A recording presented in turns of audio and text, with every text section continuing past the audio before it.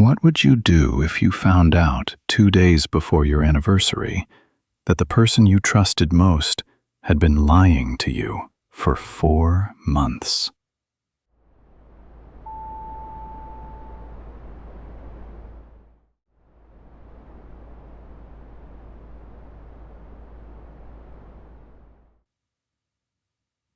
Today's story is about a guy I'll call Daniel and the worst anniversary of his life. I'll let him tell it in his own words. I need to tell you about the worst anniversary of my life, and the best decision I ever made because of it. My name doesn't matter for this story, so let's just say I'm the guy who spent 3 years building a life with someone, only to find out I was building it on a foundation that wasn't there. Me and my girlfriend, I'll call her Mara, had been together for 3 years when this happened. We met at a mutual friend's barbecue, and it was one of those relationships that just clicked from day one. She was funny, sharp, ambitious. She was finishing her MBA while working full-time, and I was genuinely proud of her. I used to tell people she was going to run a company someday. I meant it. Our 3rd anniversary was coming up, and I wanted to do something big. Not a ring. We talked about marriage, but we both agreed we wanted to wait until she finished her degree. Instead, I planned a surprise trip. Wine country, a nice bed and breakfast, the whole thing. I'd been saving for months. About 2 weeks before the anniversary, I started noticing small things. Nothing dramatic at first. She started taking her phone into the bathroom when she showered. She'd angle her laptop screen away from me on the couch, which she'd never done before. She started working late on Thursdays specifically, always Thursdays. I want to be clear, I wasn't the jealous type. 3 years in, I trusted her completely. So at first, I brushed it off. Work gets stressful. People get private about weird things sometimes for no reason. I told myself I was imagining patterns that weren't there. Around this time, I had dinner with my friend Doug, who'd known Mara almost as long as I had. I mentioned, kind of jokingly, that she'd been glued to her phone lately. Doug went quiet for a second, then asked if everything was okay between us. It was such a small reaction, barely anything, but it stuck with me for days afterward. Doug wasn't the type to read into things. If he noticed something enough to ask, that meant something. Then there was the credit card statement. We didn't share finances, but we did split a streaming subscription, so I'd occasionally see the shared card activity in an app we both used to track it. I saw a charge from a coffee shop I didn't recognize, 20 minutes from her office, at 10 in the morning on a Tuesday when she was supposed to be in back-to-back meetings. $8.40. 2 coffees, not one, based on the price. I told myself maybe she was getting coffee with a coworker. That's normal. That's fine. Then came the Thursday that changed everything. I'd left work early because I felt sick, and I decided to swing by her office to surprise her with soup, because that's the kind of sickeningly sweet thing we did for each other. Her coworker at the front desk gave me this look. Not a bad look, just a confused one. She said, "Oh, I thought Mara left for the day already." It was 2 in the afternoon. I sat in my car in the parking lot for 20 minutes, trying to figure out what to do with that information. Eventually, I just drove home, and when she got back that night around 8, I asked how work was.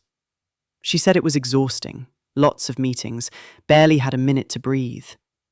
I didn't say anything. I just filed it away. Over the next week, I started paying attention in a way I'm not proud of, but I needed to know. I noticed she'd started wearing perfume she never used to wear. She updated her passcode on her phone, which she claimed was just a work security thing. She got a manicure on a Tuesday, which was never her day for that. I know how this sounds. I know every single one of these things individually could have an innocent explanation. But together, they painted a picture I couldn't ignore anymore. I actually asked her about it directly once, as casually as I could manage. We were making dinner, and I said something like, "You've seemed really stressed lately.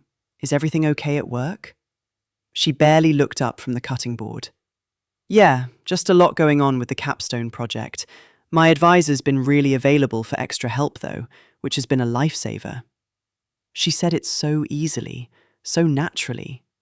Looking back, I think that's what unsettled me the most. How effortless the lie was. Not a flicker of hesitation. 2 days before our anniversary, I did something I'm not proud of. I looked at her laptop while she was in the shower. It was still logged into her email from earlier. And there it was, an entire thread with a name I didn't recognize. Subject line, Thursday? I won't read you every message because honestly, some of it still makes my stomach turn. But the short version is this. It wasn't just an emotional affair. It had been going on for 4 months. And the messages weren't just romantic. They were planning. They were talking about when things settle down and once I figure out how to tell him. Him being me. Here's the part that really got me, though. The guy she was seeing wasn't a stranger. It was her thesis advisor. Someone 12 years older than her, married himself, who she'd been meeting under the excuse of extra guidance sessions for her MBA capstone project. I scrolled further back than I probably should have. Some of the earliest messages were almost professional, just discussing her capstone timeline. But somewhere around month 2, the tone shifted completely. There were photos. There was a message from him that said, "I haven't felt this way about anyone in years, and I don't know what to do with that." Her reply, word for word, was, "Then don't do anything with it yet. Let's just have this for now." Let's just have this for now. 3 years of my life, and that's the sentence that ended it. Sitting there, in blue text, on a laptop screen, while she hums some song in the shower down the hall. Completely unaware, her entire secret life was open in front of me. I closed the laptop. I didn't confront her that night. I know that might sound strange, but I needed a plan, not a screaming match I'd regret. I also, selfishly, wanted to see how far she'd let the lie go. I wanted to know if she'd actually go through with our anniversary trip, pretending nothing was wrong. The next day, our actual anniversary, she acted completely normal. She thanked me for a card I gave her. She talked about the future like nothing was wrong, and I played along, because I'd already decided what I was going to do. I'd already paid for the wine country trip in full, non-refundable. So I decided we were still going. Not for romance, for closure, and for what I'd planned. We got to the bed and breakfast Friday evening. Beautiful place, exactly the kind of thing I'd pictured for celebrating 3 years together. Rolling hills outside the window, a fireplace in the room, the whole postcard version of a romantic getaway. We had dinner on the patio. She was laughing, telling stories about a girls' trip she was planning with friends for the fall, being completely herself, like the last 4 months hadn't happened at all. At one point, she reached across the table, held my hand, and said, "I'm really glad we did this. I feel like we needed this." I remember just nodding and taking a sip of wine, because I genuinely didn't trust myself to speak yet. After dinner, back in the room, I finally said it. Calm, quiet, not yelling. I told her I knew about her advisor. I told her I knew about the 4 months. I watched her face go through about 6 different emotions in 10 seconds. Shock, then this flicker of guilt, then, and this is the part that stuck with me, anger. At me. Like I was the one who'd done something wrong by finding out. "You went through my laptop?" she said, like that was the actual crime here. I told her that wasn't the part of this conversation I was interested in discussing. She tried the classic excuses after that. It just happened. It didn't mean anything, not really. He understood her academic pressure in ways I couldn't, because I hadn't been through a graduate program. She was already planning on ending it once her capstone was finished. She just didn't want to disrupt her final semester by dealing with two things at once.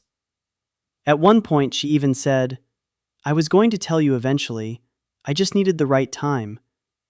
As if there's ever a right time to tell someone you've been lying to them for a third of a year. You've heard excuses like these before, I'm sure. Here's where the story takes the turn I think a lot of you are waiting for. I already knew her advisor was married, so earlier that week, before we'd even left for the trip, I found his wife's contact information through his university's public faculty page and a little bit of searching. I didn't reach out with anger or drama. I simply forwarded her the email thread, screenshots and all, with one line. "I think you deserve to know what your husband has been doing on Thursdays." I told Mara this, sitting right there on that patio. I watched the exact moment she realized her secret wasn't just about to come out to me, it was about to blow up an entire marriage. A man's career at the university given the ethics of a professor and a student, and possibly her own academic standing too. She didn't get her breakdown moment there, in front of me. I paid the bill, went up to the room, and let her have the rest of the night in the room down the hall that the bed and breakfast thankfully had available. I drove home the next morning by myself. The aftermath happened fast. Faster than I expected, honestly. The wife did confront him, and apparently didn't hold back doing it either, because two mutual friends who worked adjacent to the business school told me the whole department was buzzing about it within a week. He was placed under review by the university for an ethics violation involving a relationship with a student he was actively advising, which, as it turns out, is a fairly serious line to cross academically, not just personally. Mara didn't finish her capstone project with him as her advisor. She had to petition for a new one halfway through the semester, and between the reassignment and what I can only assume was an incredibly awkward few months on campus, rumor through mutual friends was that she ended up delaying her graduation by a full semester. Doug told me later that at one point she tried to get ahead of the story with some of our shared friend group, framing it as me being controlling and invasive for looking at her laptop. It didn't really land.